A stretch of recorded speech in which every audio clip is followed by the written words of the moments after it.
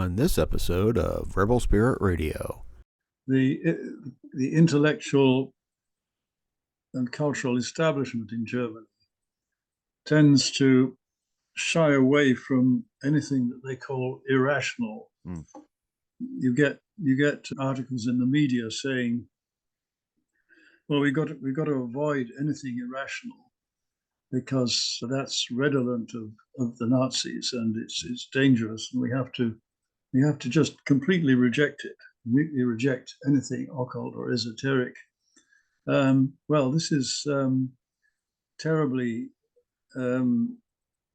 sad because they're rejecting the whole rich esoteric and mystical tradition of Germany, which goes right back to the Middle Ages.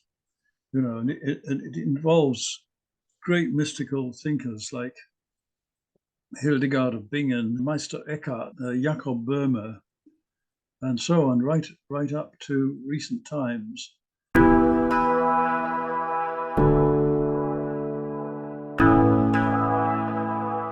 Welcome to Rebel Spirit Radio, exploring the frontiers of spirituality, consciousness, the esoteric, and humanity's sacred relationship with the living earth. I'm your host, Nick Mather, and in this episode, writer and historian Christopher McIntosh returns to Rebel Spirit Radio to discuss his latest book, Occult Germany, Old Gods, Mystics, and Magicians. Christopher explains how Germany is the fountainhead of the Western Esoteric tradition and explores topics like the dance of the wildman, the Holy Grail, the Rosicrucians, and the spiritual importance of gardens. Also, please be sure to like and subscribe to this podcast on whatever platform you use to listen to or view podcasts. Your support is truly appreciated. Christopher McIntosh is a British-born writer and historian who has lived in Germany for more than 30 years. He has a doctorate in history from Oxford University, a degree in German from London University, and a diploma in Russian from the United Nations Language School. He is the author of many books, including Occult Russia. He joins me today to discuss his most recent publication, Occult Germany. Christopher, welcome back to Rebel Spirit Radio. Thank you. Pleasure to be on the show again. Yeah, well, I'm looking forward to speaking with you again. It's always nice to have some returning guests and pick up conversations and explore new areas as well. And so this one is different than Occult Russia. You know, we're looking at a different area.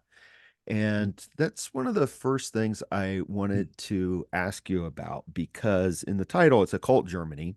And I think that most people would immediately think of Germany as, you know, the nation state.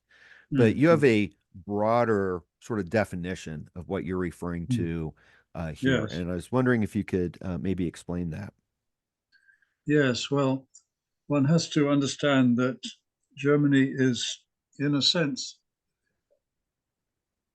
on the one hand, a very old country, a very, very old nation, and on the other hand, a very young one.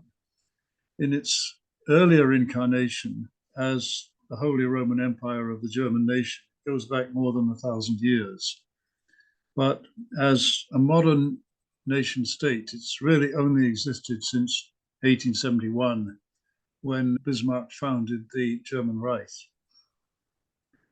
So earlier on, it was really a collection of, a loose collection of states and principalities and dukedoms and so on, loosely grouped together under the Holy Roman Empire, who for most of the time was a Habsburg monarch ruling from Vienna. So it was really more of Germany was really more of a cultural and ethnic and linguistic entity rather than a nation state entity. And it extended, basically it extended far beyond, as a cultural and linguistic entity, it extended far beyond the borders of what is now the Federal Republic of Germany. And even today, you have, even today, the German-speaking realm is basically the Federal Republic of Germany, Austria, German-speaking Switzerland. And there are also German communities in Belgium, northern Italy, and elsewhere. So I treat Germany as not identical to the Federal Republic, but more as a kind of cultural and linguistic realm. Okay. Yeah, that's really helpful. And one of the things that really impressed me when I was reading your book was how much of the esoteric traditions that we're familiar with Mm. have their grounding in that area. And I'm Yes. sure we'll talk about some of them, but you had, Agrippa, for example, part of that, Goethe, obviously, Yeah. and even Rudolf Steiner. So there's this Mm. huge history to it. But Yeah. before we get into many of these ideas in the books, I thought that it was really important to address the 800-pound Nazi gorilla in the room because Mm. there's a lot of YouTube videos or documentaries on Amazon Mm. about the Nazis and occultism. Mm. Mm. And my understanding is that much of that has been sensationalized. Oh, Um, yes. uh, Yes. so I was wondering before we say anything else, and I think that that would be helpful for the viewers and listeners, especially Mm. those who think that that's what they're going to get is more sensationalized information about, the Nazis' use of all this symbolism. If you could Mm. speak to that a bit. Yes. Well, in fact, the Nazi involvement with the occult was minimal, and the Nazi establishment basically had very little time for occult things, and Hitler himself repeatedly poured scorn on them. There were some exceptions. There was Heinrich Himmler, who was into the Nordic mythology and so on, and into the runes, and at his the SS castle at the Webelsburg, he had a whole sort of quasi pagan liturgy going with pagan weddings and pagan this and that. But that was an exception. Another exception was Rudolf Hess, who was into astrology, and it is said that it was on the basis of astrological advice that he made his famous flight to Scotland in 1941, trying to arrange a peace with Britain. But basically, the, the Nazis were not enthusiastic about the occult, and they were not enthusiastic about neo-pagans. I mean, you would think that the neo-pagan movement would have been welcomed by the Nazis, but in fact it wasn't, and many members of that movement were arrested, ended up in concentration camps, and so on. So it's all been much exaggerated. Of course, it's something that titillates the reading public.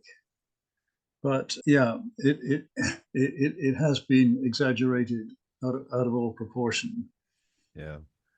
Yeah, and it seems like it distracts from the history that's there, that it distracts from the pre-Christian traditions of Germany and um, That, that's right, and it's had a very damaging effect on Germany and German culture because the the intellectual and cultural establishment in Germany tends to shy away from anything that they call irrational. mm, You get articles in the media saying, "Well, we got to avoid anything irrational because that's redolent of the Nazis and it's dangerous, and we have to just completely reject it, completely reject anything occult or esoteric."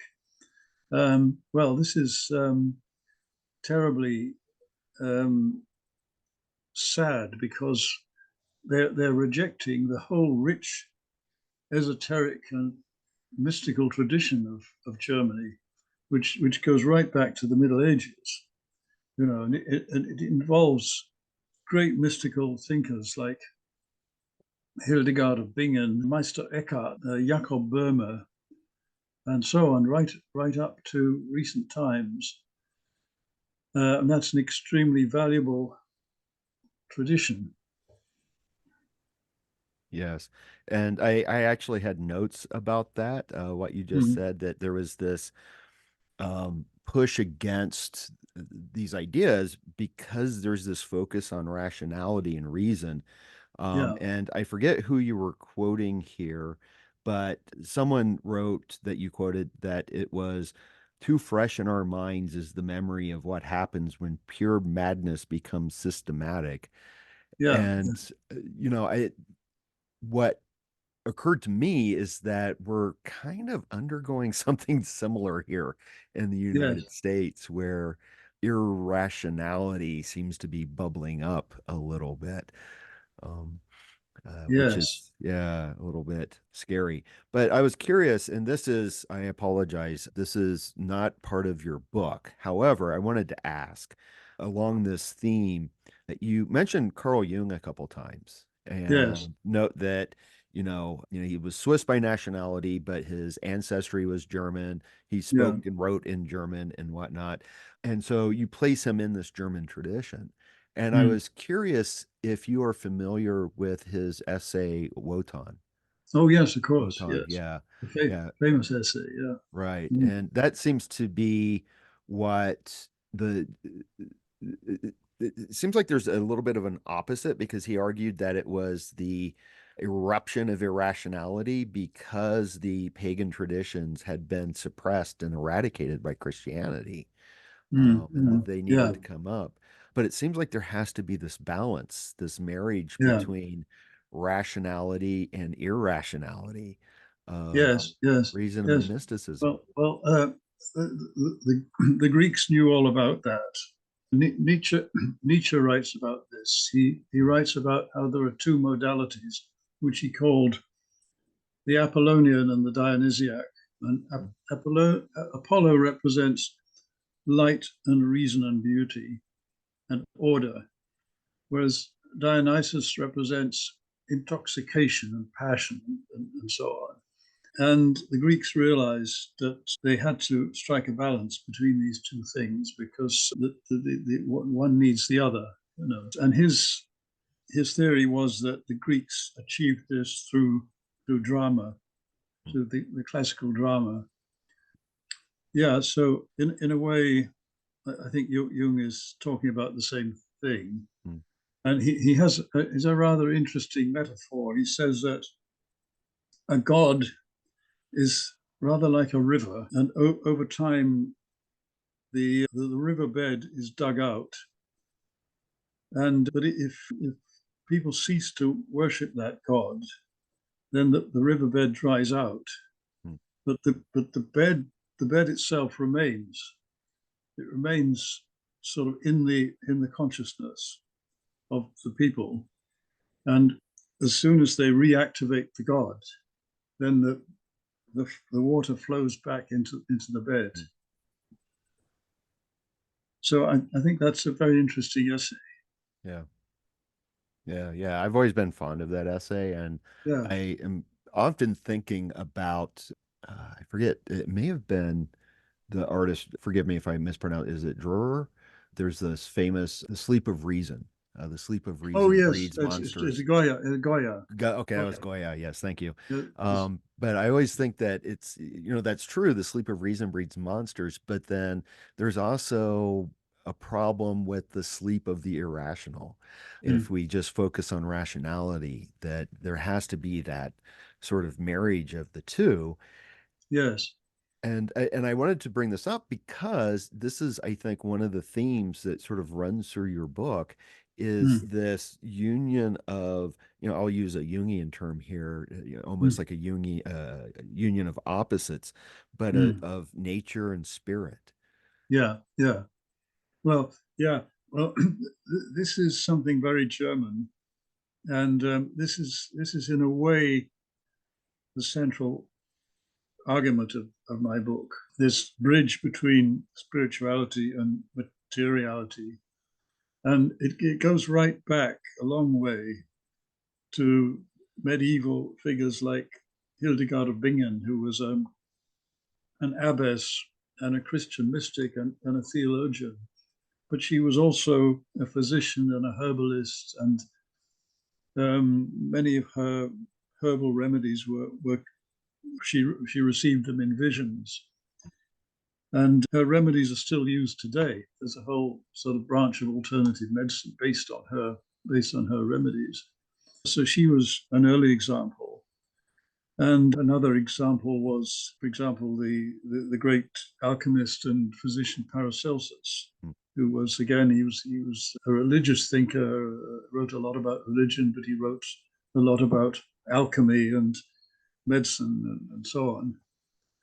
The same is true of Goethe, the poet Goethe, who was not only a poet, but he was a naturalist. He wrote an enormous amount about botany and nature and so on. And then a more recent example is Rudolf Steiner, who, of course, was greatly influenced by Goethe. And in fact, he named his headquarters in Switzerland the Goetheanum. And again, he insisted that spirituality should not be something that just floats in the ethereal realm, but it should be brought down through the hands into the material world. And so he had his biodynamic agriculture, the Waldorf schools that he founded, a form of homeopathic medicine, and the eurythmy dance method, and so on. So he was another of those people who bridged this gap between the spiritual and the material. Yes. And I want to dig into this a little bit more, but I think maybe what we can do is take a step back. Yeah. And maybe look at some of the pre-Christian traditions. And the reason I really kind of want to do this is because I think that what you wrote about is something that's happening in a lot of places where people are attempting to kind of reconstruct a spiritual religious tradition that was lost. But it has to be a reconstruction because so much is gone. So let's take this step back and look at the pre-Christian traditions that were in Germany. Yes. Well, we don't have many written sources. The main written source we have for Germany itself is Tacitus's Germania, which I think he himself had not actually been to Germany. So he wrote it on the basis of reports of other writers, but nevertheless, it's a fairly detailed portrait of the German people. And so he tells us, for example, he describes a form of divination that they used using pieces of wood with symbols inscribed on them, which was almost certainly the runes. So they're using runes as a means of divination.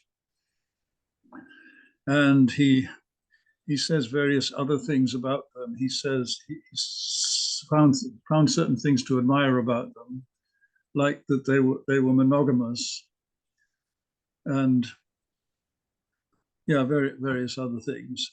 So that's the main written source. There are some other bits and pieces. There is a small piece of writing. It's called the Merseburger Zaubersprüche, the Merseburg spells, which it contains basically two spells. One of which is a story about how the god Baldur's horse was cured of a broken leg using a spell, and the spell is given in the text. And then the other one is how to free oneself from chains. So these are just two tiny fragments. Then we have folk customs, And there are quite a lot of those that have survived. I mean, for example, the veneration for trees. So, for example, the tradition of the Christmas tree comes out of Germany. And there's another tradition which, when a house is being built, when the timbers are in place, the roof timbers, but the roof hasn't actually been put on, that's when they put up a thing called the Richtkrone, or the Richtkranz, the topping out crown or topping out wreath, which is like a pole with a sort of wreath of pine branches around it, and sometimes arranged to look like a crown. And this you see all over the place. This Richtkrone when a house is being built, and this I believe this is a reference to the concept of the world tree in the Nordic mythology, the Yggdrasil, which is the world tree. And so when you put up this topping out crown, you're saying symbolically that this house is the center of my world. So that's one example. And generally the German celebration of woods and forests. I mean, German poetry and folk songs are full of references to the forests and the magic of the forests and so on. So that's one aspect. Well, apart from these folk traditions, there is the Nordic mythology, which there we have the Icelandic Edda, which is, of course, fairly late, written down fairly late in history. But this gives us an idea of the ancient Nordic pantheon, the Nordic gods. And Tacitus also tells us that, for example, that they worship Mercury, who is probably the Latin variation of the god Odin. So we can to some extent reconstruct the pre-Christian. We can reconstruct some form of a pre-Christian religion.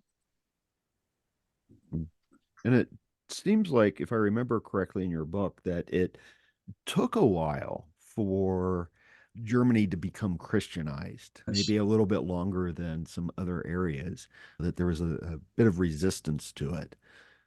Yes, there was. It was a fairly violent and bloody conversion. Most of the conversion happened around the 8th century.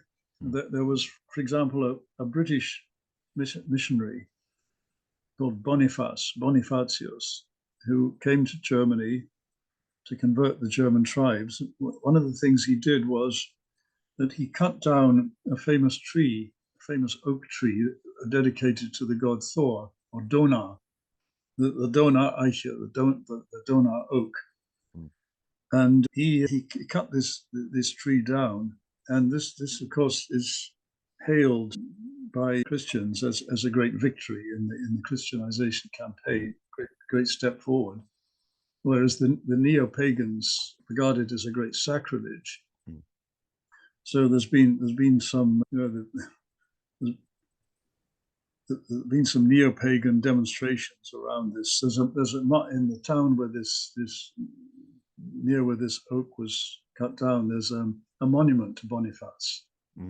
And a group of neo-pagans wanted to put up a plaque commemorating or lamenting the cutting down of the oak. Yeah, so that was one thing that happened. There was also a famous massacre at Verden, quite near where I live, where Charlemagne's army slaughtered about 4,500, or I forget how many exactly. I think about 2,500 Saxons, pagan Saxons, as part of the Christianization campaign. And he also cut down what was called the Irminsul, the which was a sacred pillar, a pillar sacred to the Saxons.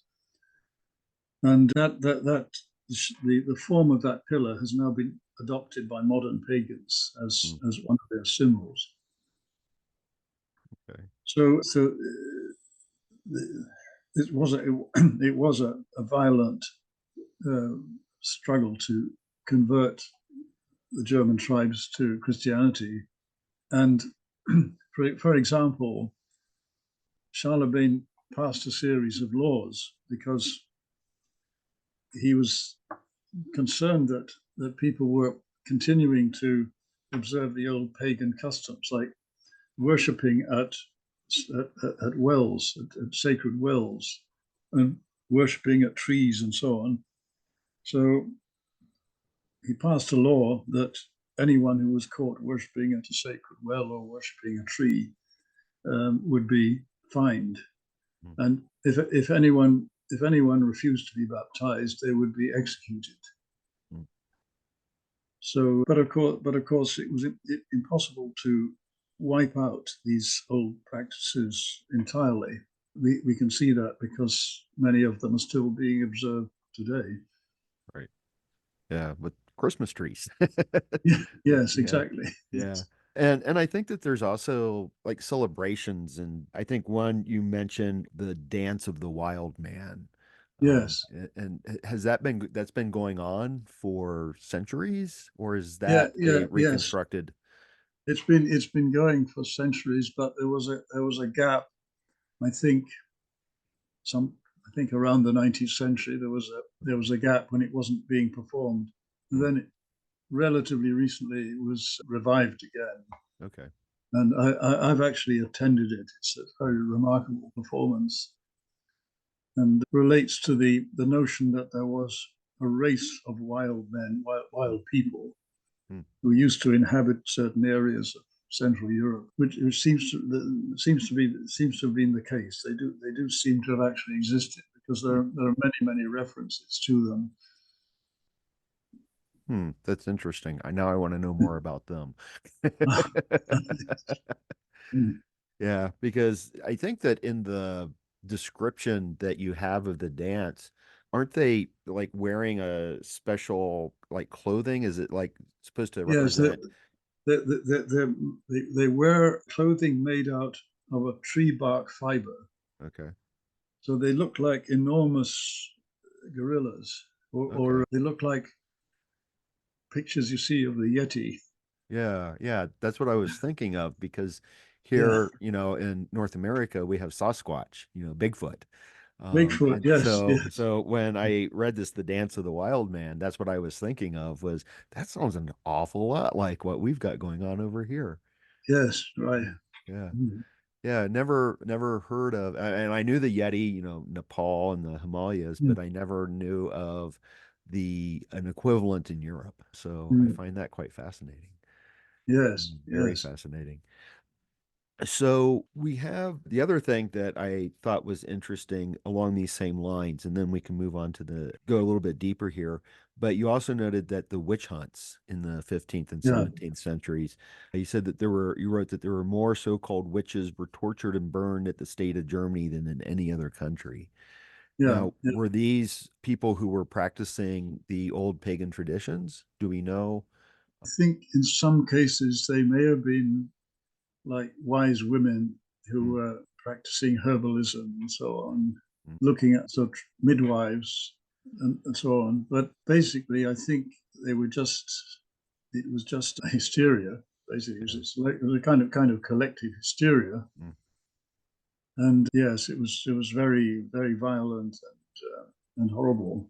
right, right.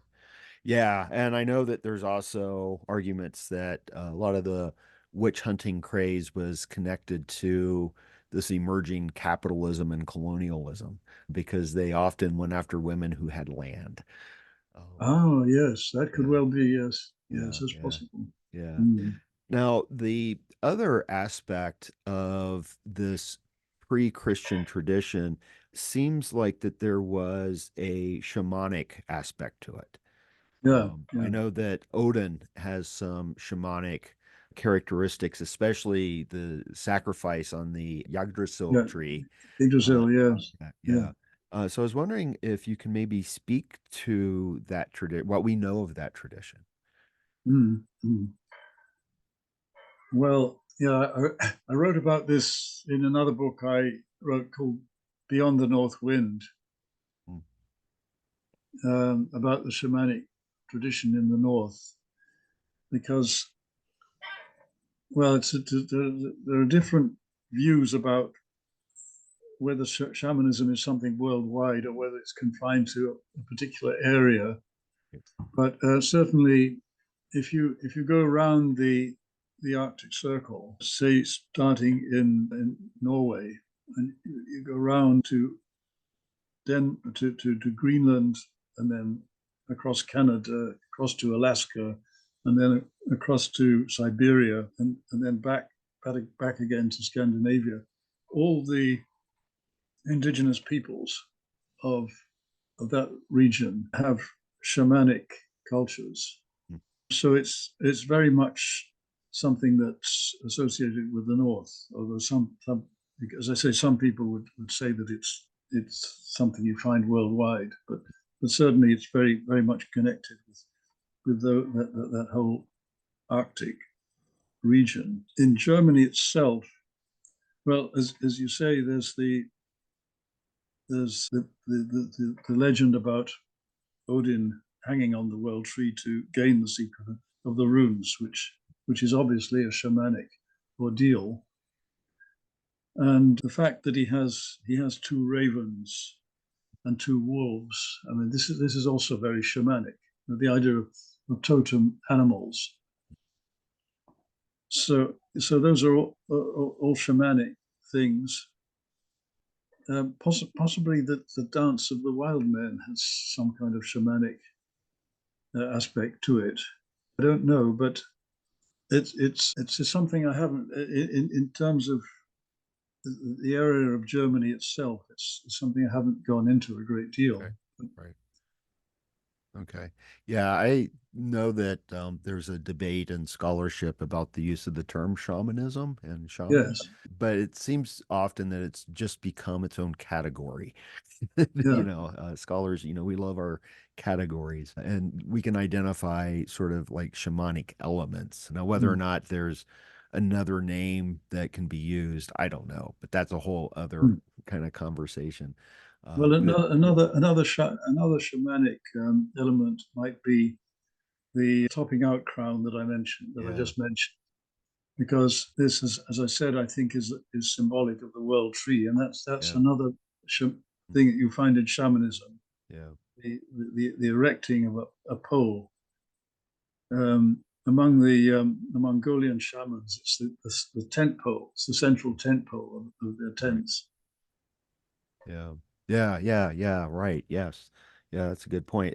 But there's also something of a worldview that's attributed, I think, to sort of shamanic cultures in that it's tends to be animistic. And I think a close parallel to that would be uh, a kind of pantheism or a panentheism.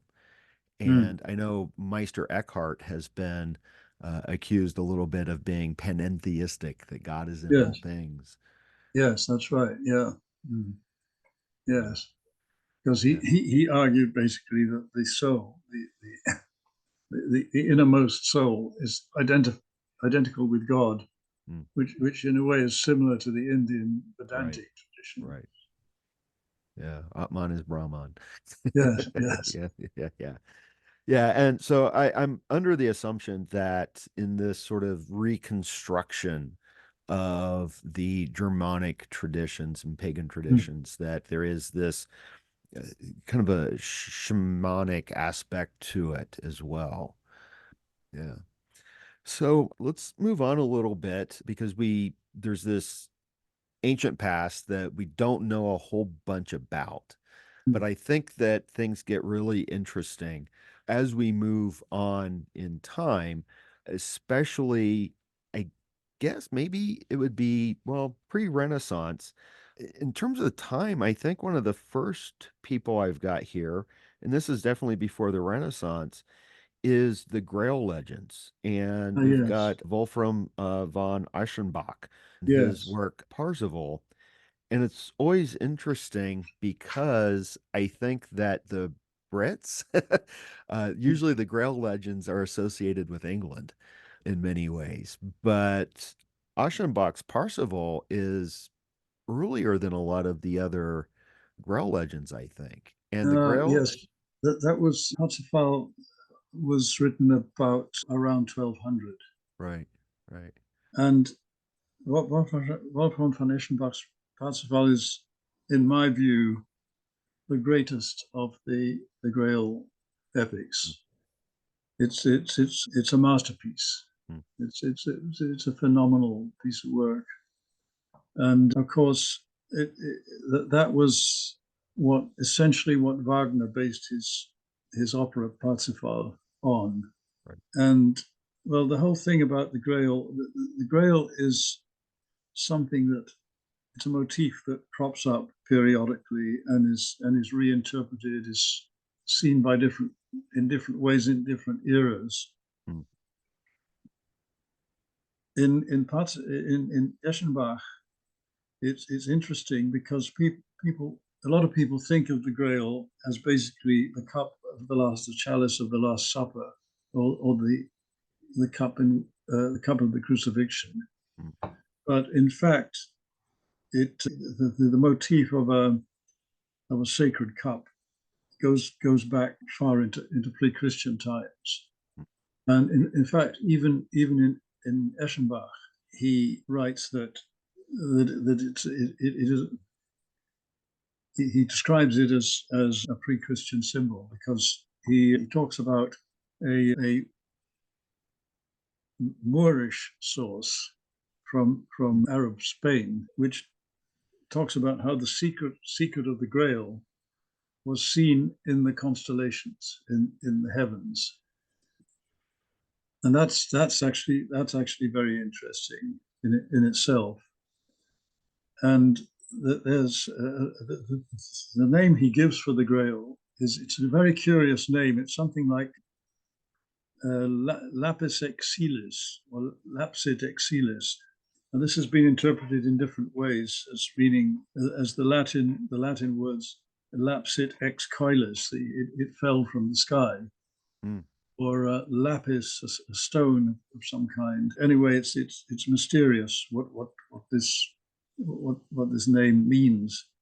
But there is an interesting there's an interesting fact that the the the area of Central Europe that is now the Czech Republic, with Prague at the center, is actually a natural crater which was caused by an asteroid that fell like a couple of million years ago. Hmm. And the word crater is the Greek krater, which basically means a cup or a Right. chalice. So there's one theory that this was in fact the original Grail. Hmm. And there's a whole mystique attached to that territory. There's a very interesting map of Europe published around the 17th century, which shows Europe as a reclining queen with her heart exactly where Bohemia was, Hmm. with Prague at the center. Right. So there was some mystique attached to this area, which possibly is connected with the Grail legend. But then of course, you had Wagner reviving the whole mystique of the Grail. In the Romantic movement, the whole Grail mystique blossomed again, Right. and particularly in his two operas, Lohengrin and Parsifal. And this stimulated a whole sort of Grail mania, and newspapers were advertising Grail replicas that you could buy for your dining room, Yeah. and Yeah. so It's fast. it's a perennial motif. And Yeah. yeah, that also connects with another interest of mine, namely King Ludwig of Bavaria, who was Wagner's patron. Hmm. And King Ludwig was also fixated on the symbol of the Grail. And his famous castle, Neuschwanstein, in Bavaria, the one on which the Disneyland castle in Florida is based, was in fact his version of a Grail castle. That's the way he saw it, as his Grail castle. So the Grail, to me, it's a symbol for, shall we say, the search for perfection, the search for perfection in an imperfect world. Yeah, and when you talk about the stone, I was just mentioned very quickly two things. One, the main thing is I would think of the philosopher's stone and Yes. an alchemical process which fits in with what you just said. But it also made me think, especially when you were talking about the stone that fell from the heavens, I also was thinking about the stone that's in the Kaaba and Oh, yes, Saudi yes. Arabia. Yeah, Yeah, yes. yeah, very interesting.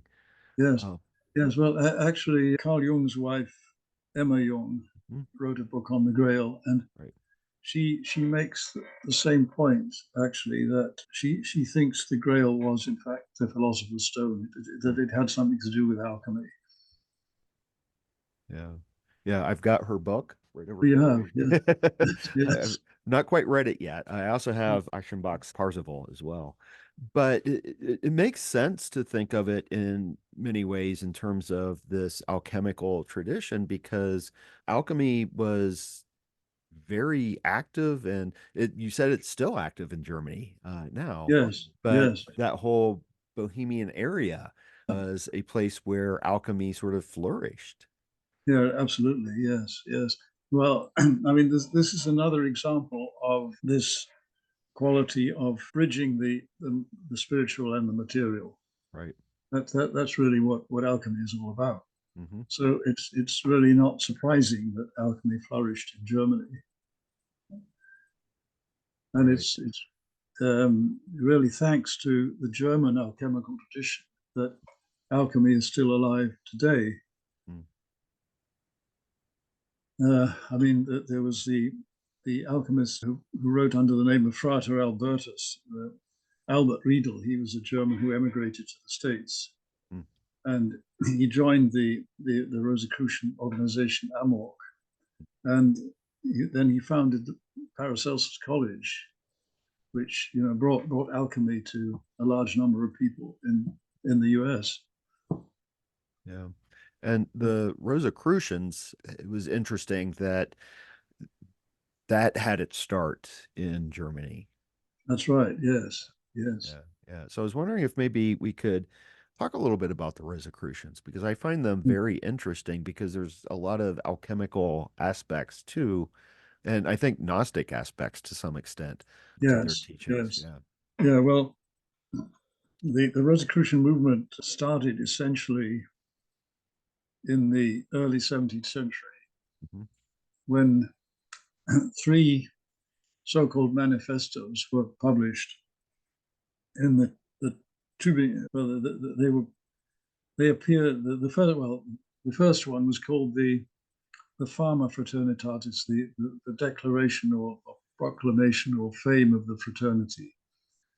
This appeared in the Tübingen, was written in the Tübingen area of Germany, and it appeared anonymously, and it told the story of a young German monk called Christian Rosenkreuz, who went on a journey to the Middle East, and he went first to the area which is now Syria, and went to a place called Damkar, not Damascus, but a smaller place called Damkar. And then he went along through North Africa to Fez in Morocco, and then via Spain back to Germany.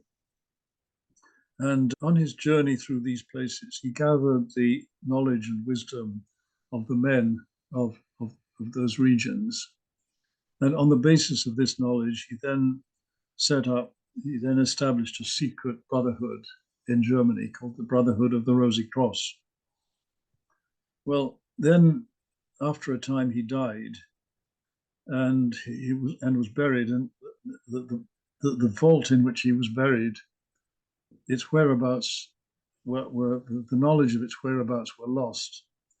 But then sometime later, the brethren were carrying out some repairs to their headquarters, and they found this vault. And in the vault it was the tomb of Christian Rosenkreutz, along with all kinds of texts and mysterious objects of one kind or another. And so that was sort of the signal for the Brotherhood to declare itself. And at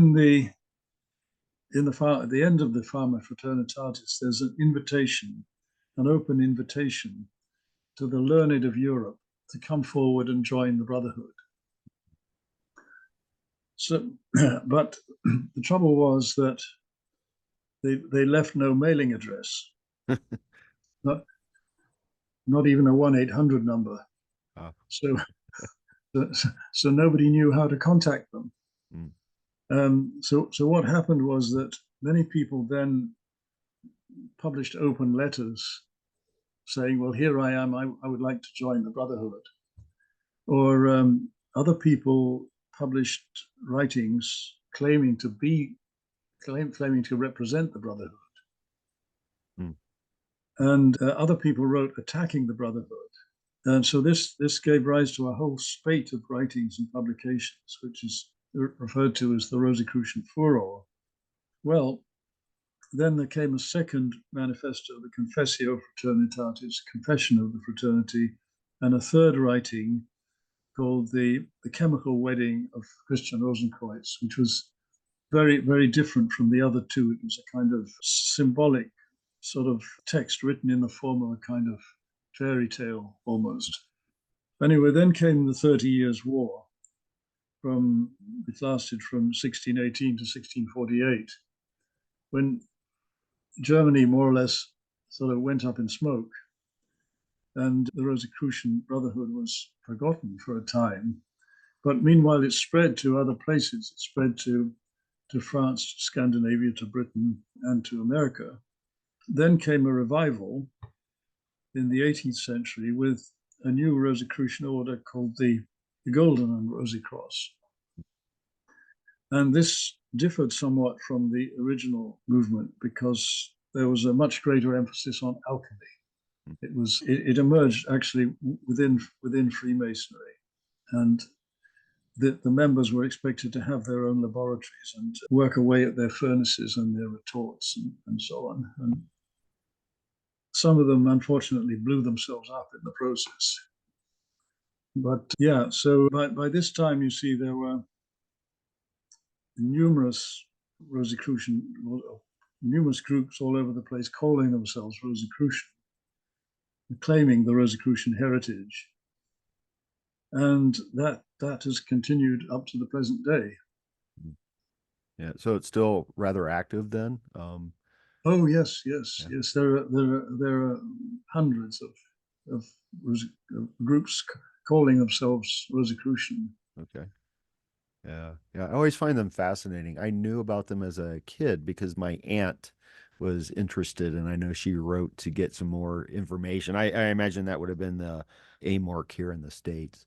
Yes. Yeah, I've known about them for quite a while, and they're always quite fascinating, quite interesting. Yeah, they are. Yeah. And it seems that, what's happening here is there is we've got the Renaissance is happening. And you don't mention this. I know that, well, maybe you do a little bit, because one of the things I always associate with the Renaissance is this reemergence of the Hermeticism. Yeah. And I would imagine that, especially in Italy, that had some effect on what was happening in Germany, that we have this rebirth. And was there in Germany, like in Italy, I know that they looked back to their pagan traditions. Was there something similar happening in Germany at that time, in the 1600s or so, when they were looking back to their former traditions? Ah, that's an interesting question. Yeah, as you say, in Italy at that time, they they would celebrate the pagan traditions. So Italian gardens, for example, are full of images of the pagan gods. Mm. There may have been something similar in Germany, but I think it came later. Okay. Yeah. I mean, on the subject of gardens, this is another thing that interests me. And in fact, I've written a book called Gardens of the Gods, which is about sacred and symbolic gardens in different traditions. Mm-hmm. And I was very pleased to discover when I started going to Germany that Germany is extraordinarily rich in these gardens. There are some very, very remarkable examples. Like there's one particular park at Wörlitz in Saxony, built by Prince Friedrich Franz of Saxony-Anhalt, and it's built around a series of lakes and waterways projecting out from the River Elbe, and it's laid out in the form of an initiatory itinerary. Mm. And there's a very interesting description by the man who planned the whole thing, who was very well versed in classical mythology and so on. So he takes you on a tour through the garden and explains the significance of each item. So there's a sort of rocky enclosure where you stop for meditation, and then you go on and you go underneath a hill where there are four grottos corresponding to the four elements: fire, earth, air, and water. And at the point where you emerge, there was going to be an Aeolian harp, where you would hear the harp for the air element, and so on. So it's quite a remarkable place. And there are a number of other gardens and parks of this sort. So in those you will see images of the pagan gods, but that was more in the 18th century. Okay. Yeah, which I would associate with, well, the kind of the 19th century, late 18th century, 19th century as sort of romanticism. Romanticism, yes, exactly. Yeah. Yeah. Which is in a way maybe another way of thinking about it's another kind of renaissance perhaps. Because after I asked you the initial question about whether, Germans were looking back to their pagan traditions, what came to my mind is like, well, no, of course they're not going to, because you've got the Protestant Reformation has been in full swing at that point, especially after the 30 Years' War. And and I always see a connection between what was going on with the Protestant Reformation with the colonies here in the United States. I've often said that the Protestant Reformation really reached its apex here in the United States. Yeah. So, yeah. But anyway, yeah. And I can't imagine the Puritans, my ancestor Puritans, looking to any kind of pagan gods at all.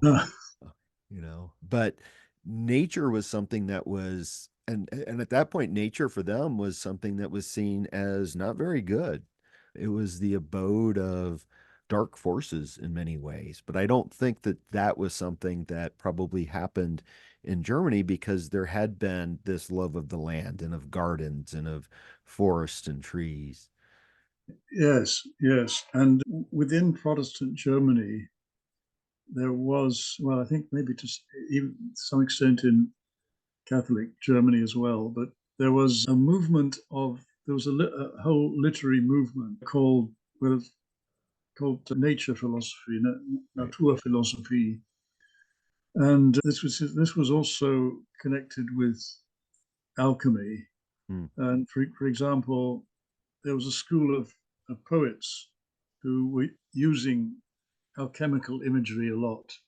For example, treating the three alchemical principles of salt, sulfur, and mercury as corresponding to the Trinity, and that kind of thing.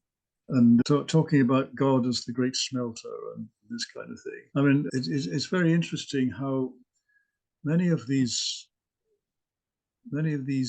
mystical thinkers were also had a foot in very, very down to earth activities. Like one example would be the poet Novalis.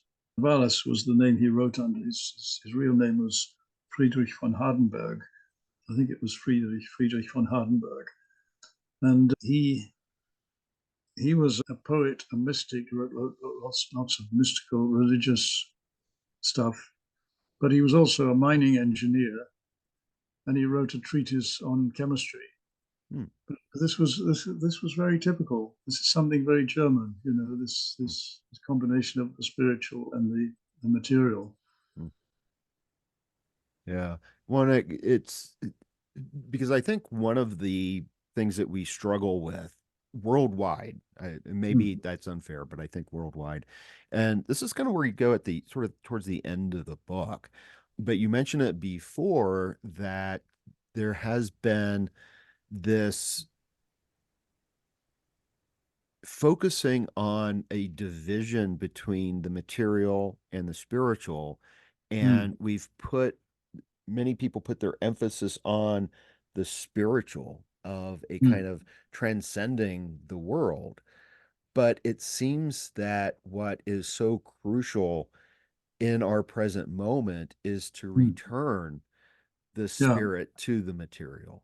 Yeah, absolutely. Yes, yes. Yeah. Yes, well, this is very, very much what I'm into personally. I mean, one way I'm trying to do it is through gardening and horticulture. Yeah, you wrote about your garden in the book, kind of going back to the gardens that you Yeah, did something. I did a bit. Yes, yes.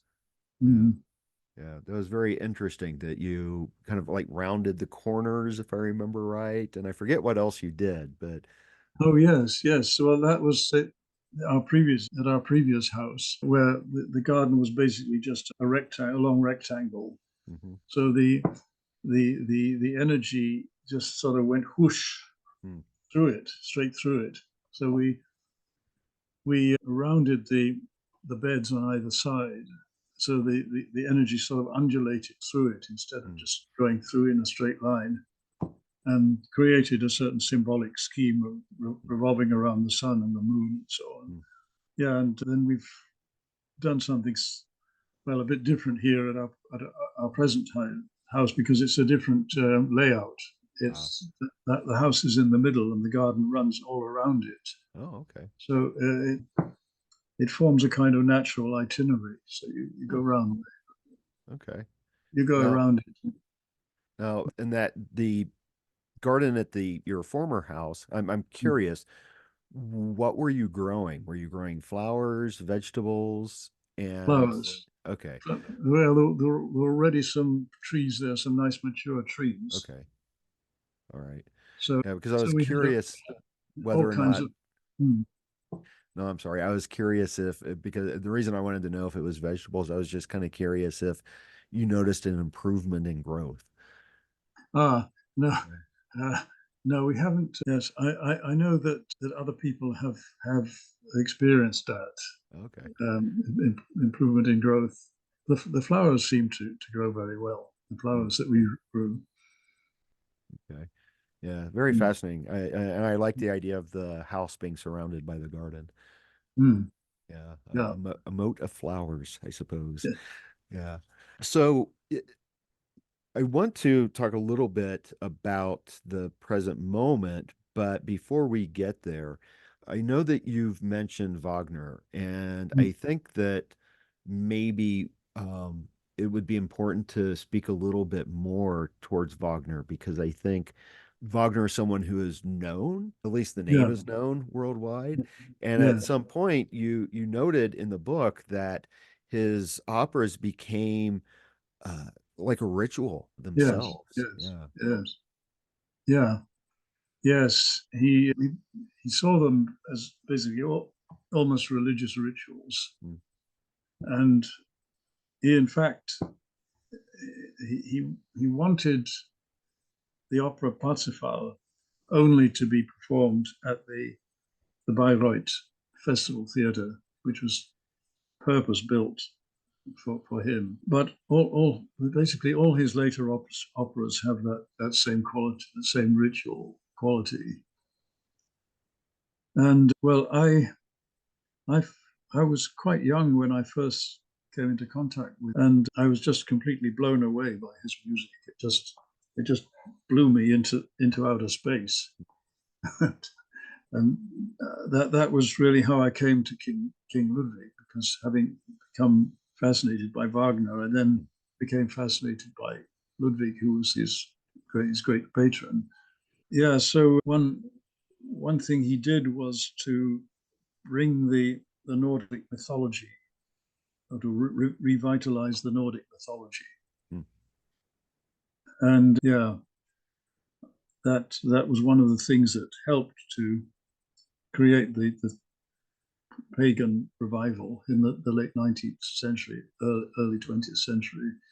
The relationship, the German relationship to Wagner today is somewhat ambivalent, because we know that the Nazis admired Wagner. At the same time, I mean, his music is so sublime and so powerful that it's impossible to ignore him.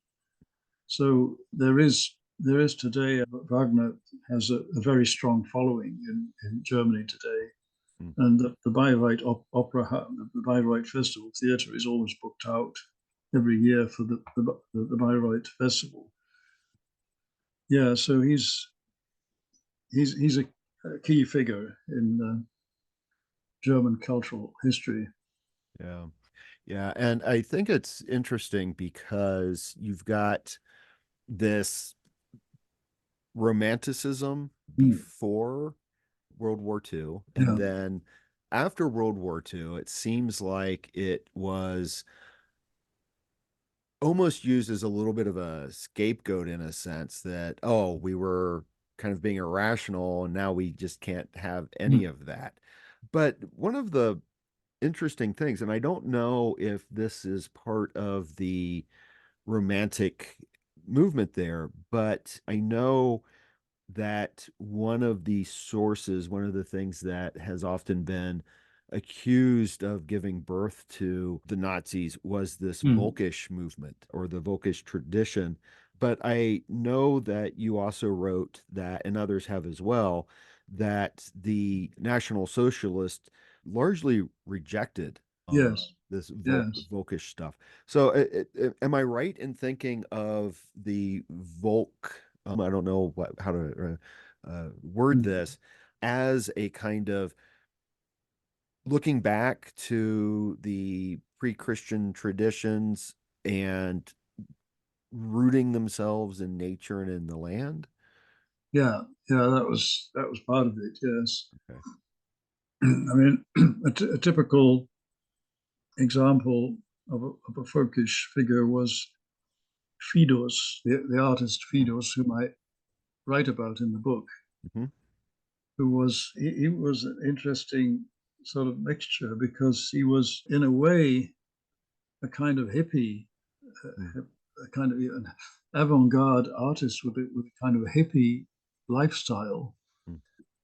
But at the same time, he was a neo-pagan, wanted to found a sort of new nature-centered, earth-centered religion, wanted to build a temple. And I showed in the book his drawing, the way he imagined this temple of the earth, as he called it. But he was involved in the Monte Verita colony, which I also mentioned in the book, which was actually located in Switzerland, but it was a lot of Germans went there, and that was a kind of early hippie colony, you could say.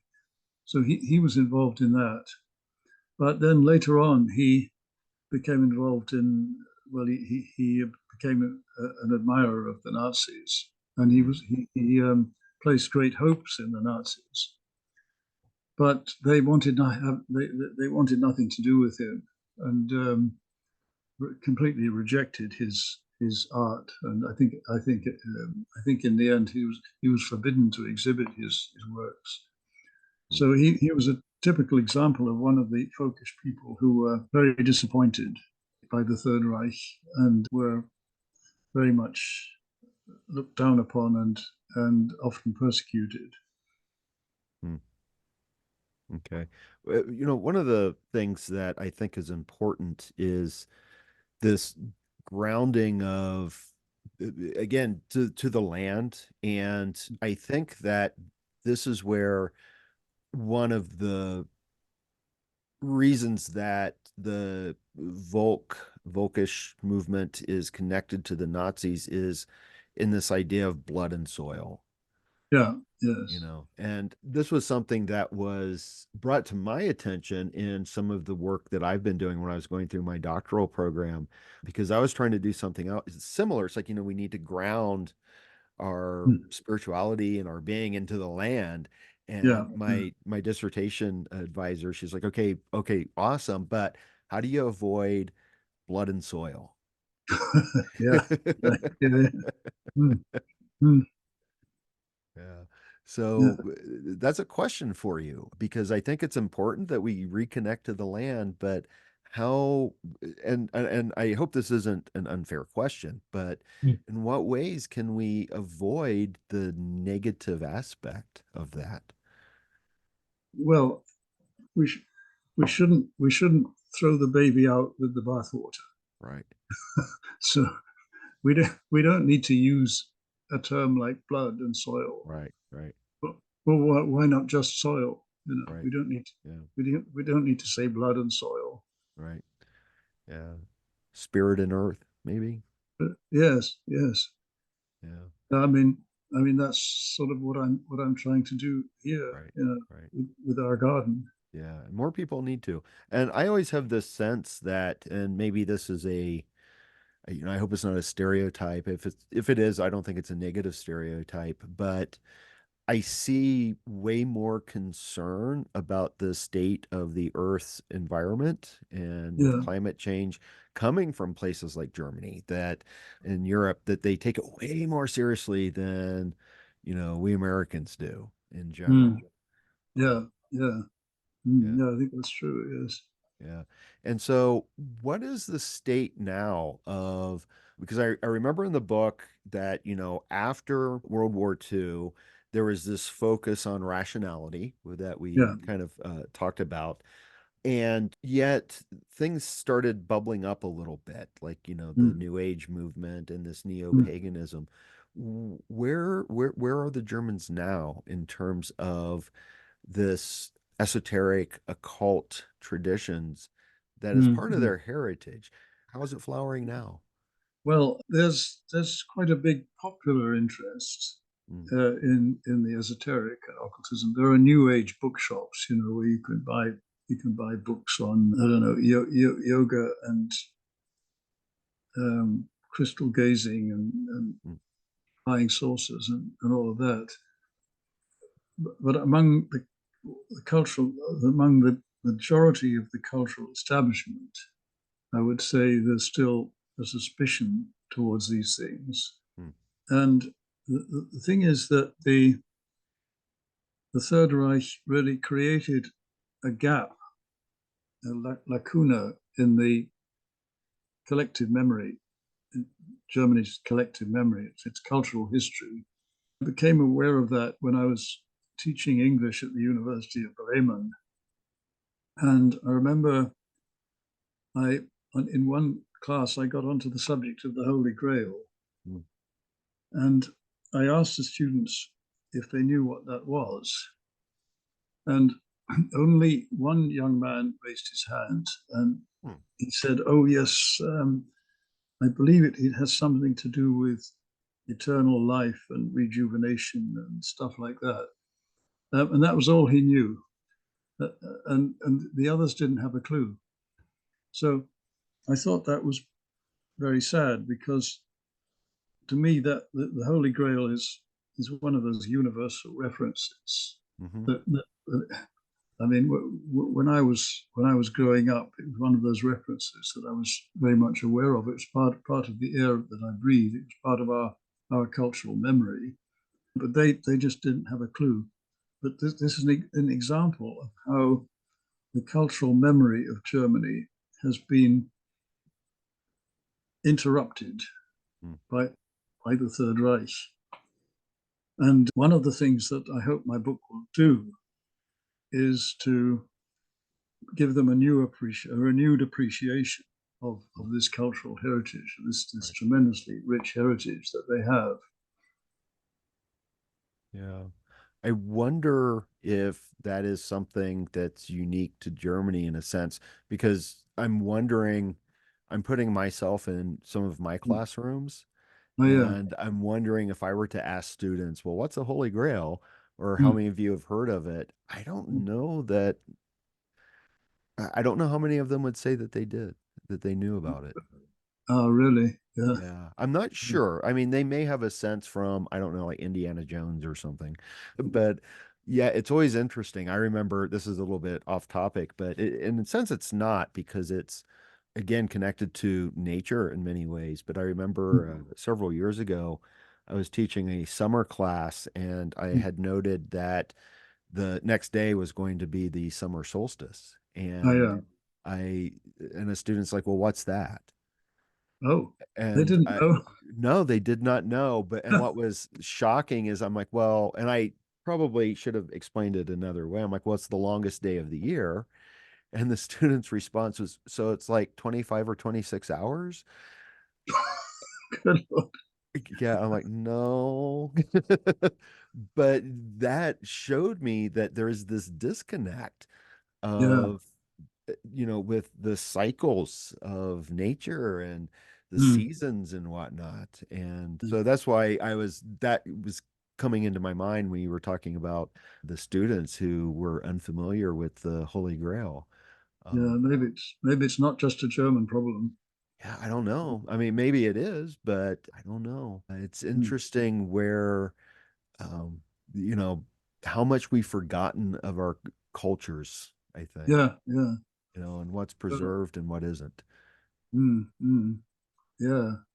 Yeah. And so I think, do you see it though becoming more prominent, this kind of looking back of, and especially, this is why I mentioned like the environmental movements and whatnot. It seems like there's a connection to environmentalism and the spiritual aspect to it. Do you see that um, becoming more dominant, or predominant, or growing? I don't know how to ask the question. Do you see that happening in Germany now?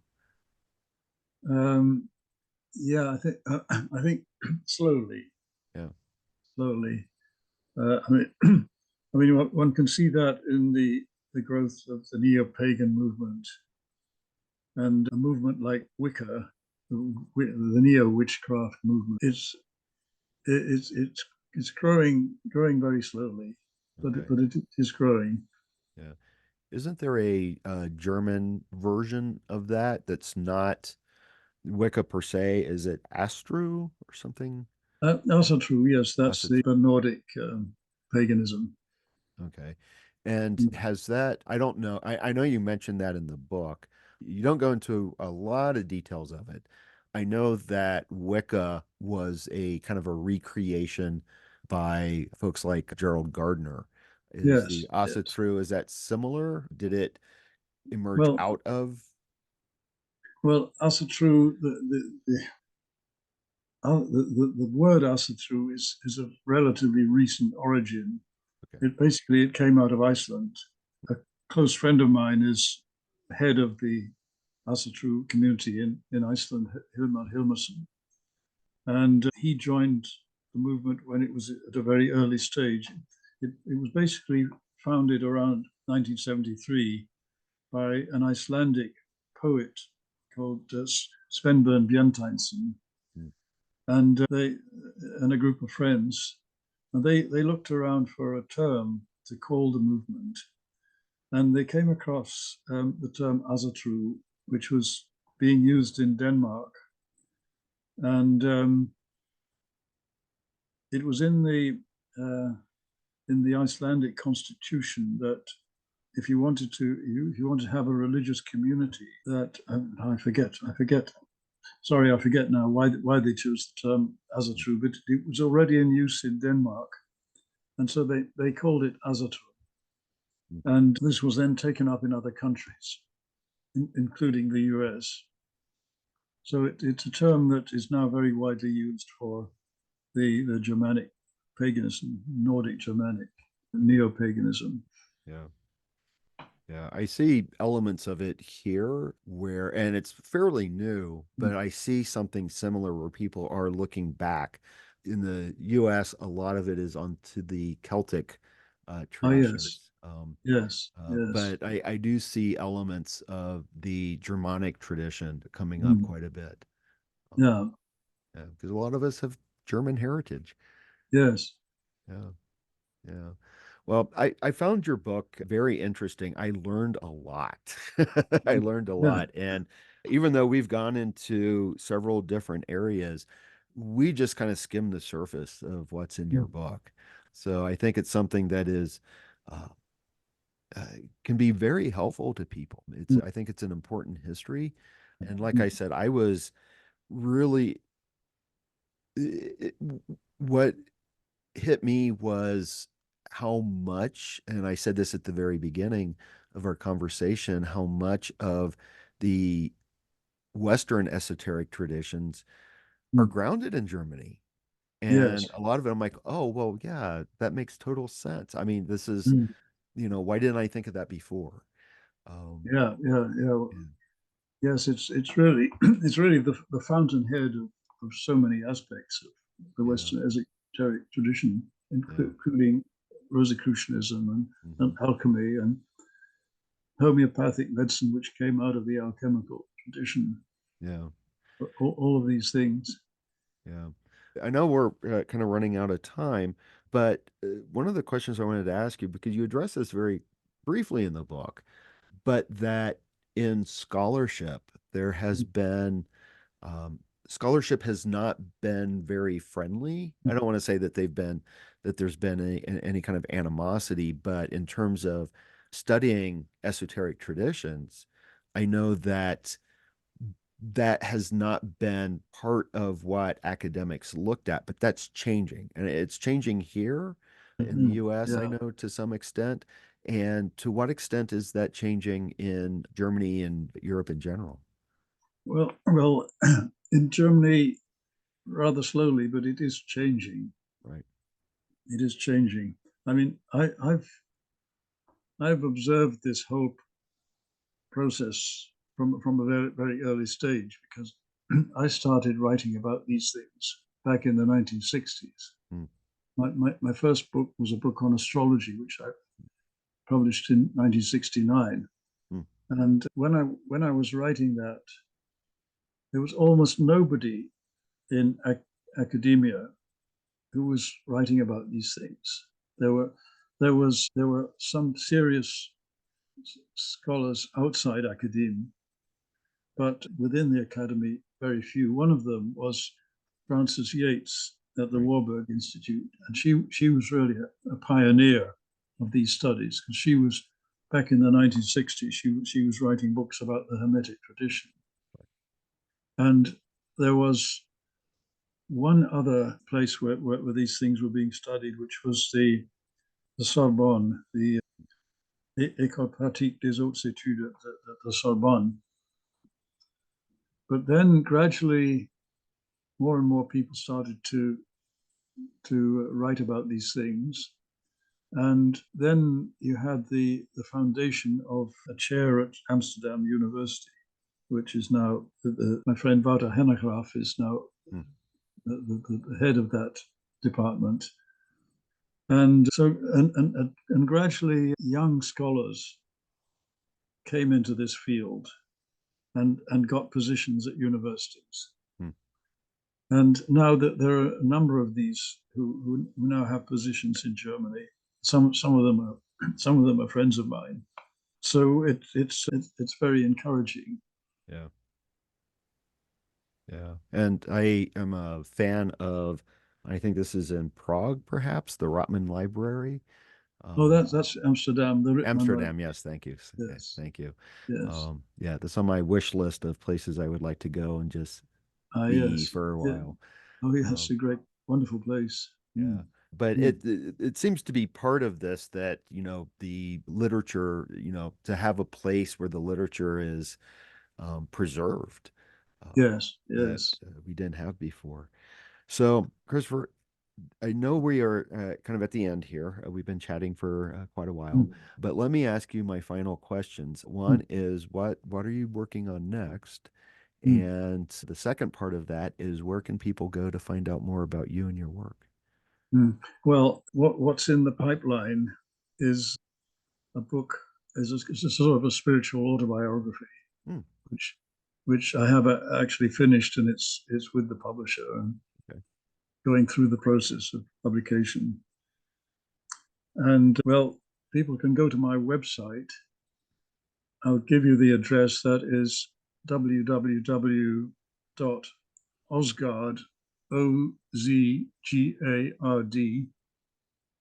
OZGARD.net.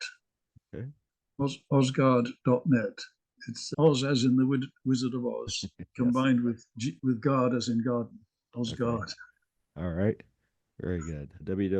www.osgard.net. I will put a link for that in the show notes and video description, plus links for your latest book, Occult Germany. Thank Which, you. if anyone has any interest in this, it's well worth reading. It's a treasure house of information, I think. And like I said, we've only touched the surface on Mm. some of the things that you write about in the text. So, Christopher, thank you again for coming on to the show. I really appreciated the opportunity to reconnect with you, because I remember I really liked Occult Russia too.